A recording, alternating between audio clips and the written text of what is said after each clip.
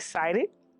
I am so excited. I am losing my ability to focus, but that doesn't matter because we are here. My name is Chutney Hart. I am also Evangelist Chutney Hart when I am not my mama, and when I'm not sister, friend, cousin, whatever else. Welcome to the Ditch Chronicles podcast. I am so excited. I don't even know what to do with myself. The fact that we're all here and we're in this room, I am at a loss for words. I am overwhelmed. I want to back up and just kind of retell how we made it to this day. But all of the love for the announcement, the calls, the texts, the people that have encouraged me in person, you have absolutely blown my mind, because when I tell you I was just being me, but for you to support me in something that I thought was me being me is a little bit more than that. It was just God using me being me to be intentional about some things. In 2020, when COVID happened, it was a lot of information out. And, everybody had something to say about everything. And I did attend a 4-year university at one point in my life, and I majored in biology. So some of it was so outlandish, it was driving my nerves. So I said, you know what? I'm going to get on Facebook Live because I need to go help these people. And I remember just sitting in the ditch in my front yard during that time and just kind of just talking. I remember one thing in particular, though, because I talked about the fact that all of these little primary teachers and elementary school teachers were driving by their children's houses. And I needed you to understand that at high school, we don't do that. We're not coming by your house. We're not blowing the horn at you. But it grew out of that. And then as time went on, whenever I had something I thought I wanted to talk about, I came to the ditch. And one day I was talking to a friend. Actually, there's a backstory behind that. This particular person had ministered to me. They ministered to me not only in word, but they ministered to me in deed. And they said, Chutney, can I ask you one thing? They said, would you stay out that ditch? They said, it's nasty and it's dirty. And I said, it's dirty? They said, yeah, stay out of the ditch. And for about 3 or 4 weeks, I was like, okay, well, what am I going to do? And I kept thinking about it. And it's like the more I thought about it, I didn't feel it. And so one day, God spoke to me. And my husband had just cut the grass, because that's the only time I really like to go to the ditch, is when he cut the grass. And he said, look at it. And when I was looking at it, he said, it's dirty. It's nasty. That particular day, it actually wasn't. It was pretty and green. But because we live on a street, on a front street, on a corner, people come by, they throw trash, and it lands in the ditch. And he said, it is dirty. It is nasty. He said, but this ditch protects your home. It protects your family. If this ditch wasn't here, then everything in the ditch would be inside your house. So there's safety just beyond the ditch. And he said, I don't want you to change the name. I want you to stay in the ditch. A lot of people's lives are dirty. A lot of people's lives are nasty, and they don't feel that they're worthy enough to come beyond the ditch. So I want you to meet them where they are.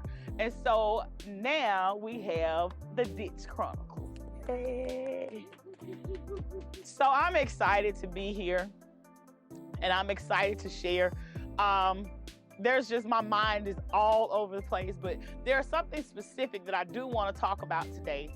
I recently had to come to the conclusion that it was time for me to get under a primary care. I don't like doctors, y'all. Doctors are for people that are sick, according to me. And I keep having birthdays, When you're blessed to have them, there is a point that even if you don't have any health issues, you're going to get older and things are going to start to happen. And so I go for my follow-up visit, and I'm in there for my follow-up visit. And she's going through all of the, we had blood drawn, and she's going through all of the blood work, and I'm low on everything. Your iron is low. Your D3 is low. Your magnesium is low. Your B12 is low. I'm like, oh my God, how am I still walking around? So there are those specific things that I'm low on. What are they going to do? They're going to give you supplements. So I have to intentionally take additional iron, additional magnesium, additional D3, additional B12, and I have to take those, and then we check the blood again, right? And if everything comes up to par, she explained it to me that good old daily vitamins, they just keep you where you are. But you have to take supplements to target the area that you're low on. And so oftentimes in the body of Christ, I think we've gotten away from a time where we realize we need supplemental nutrition. I go to my church. This is my place of fellowship. This is where I attend, and I don't need to be anywhere else. And I believe that we all need each other. I believe that in other ministries, there is supplemental nutrition. I believe that when we get outside of ourselves and we start back being the body of Christ and we start fellowshipping, I don't have to fellowship with you because you're in my clique. Today, I fellowshiped at a church that I had never been at before because I wanted to go hear a woman of God. And it was a word that blessed me. So we got to stop boxing ourselves in to our little cliques and saying, well, I'm not going over here, I'm not going over there. Sometimes we're bound by denomination and we use all of these things when the truth is there is something that's there that can supplement me, that can just give me that little extra that I need. And then I can go back home, and when I go back home, I'm going to be whole. I'll be well. I'll have what I need, and I'll be back able to work at the capacity that he intends for us to work. So that's my message to you today. Don't be afraid of supplemental nutrition. I'm going to follow the instructions of the doctor. I have 2 supplements, but there's 2 more that I need to acquire. I'm going to do exactly what the doctor said do, because who's going to feel better in the end? I am. Who's going to have more energy? I will. So when I do what the doctor said and follow the instructions with that supplemental nutrition, I will be made whole. And I want to invite you, get out of your comfort zone. Don't be afraid to go fellowship. If you see a church or a ministry or anybody, they're having something, sometimes you see something and it just catches your eye, but you say, nah, I don't fool with them like that. And you don't go. So don't miss that opportunity. Go get your supplemental nutrition. Go get what you need so you can be made whole, so you can come back and you can work at your own ministry and you'll be able to do what it is that he's created you to do. Y'all, my children that I teach, have mercy, God. So in my closing, I was telling them a story about how I had to purchase a taser for Elisha. Yeah, I did. He wouldn't straighten up his freshman year. They kept calling me. I had to keep coming to the school. And I said, this child gonna make me buy a taser. And I actually bought a taser. That's another story for another day. But I was sharing the story with the kids. And so class is over. It's the end of the day.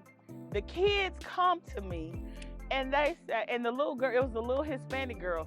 She said, Miss Hart, they're talking about me. I said, what did they say?